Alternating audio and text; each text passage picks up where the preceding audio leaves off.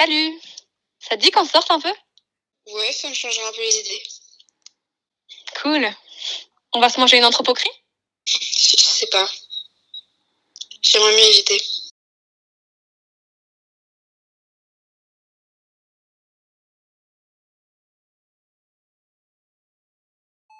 Je crois que je suis atteinte.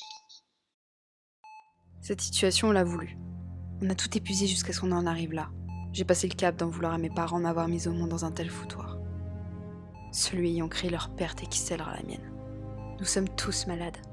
Depuis des années. Il n'y a plus aucune ressource. Plus d'animaux. Seulement nous. Livrés à notre propre extinction. Poussés par aucune force, aucune foi. Mais uniquement notre avidité. Avidité qui nous a conduits à devenir peu à peu anthropophages. Les enterrements n'existent plus. La mort, elle est devenue un prétexte pour se nourrir.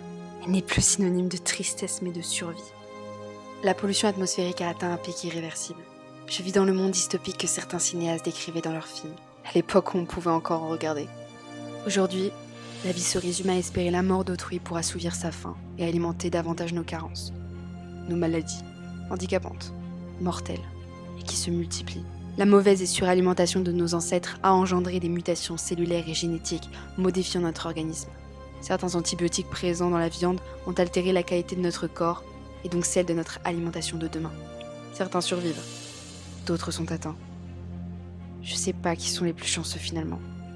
Je me demande ce qu'aurait été notre monde si on avait fait de notre intelligence une force plutôt qu'une faille.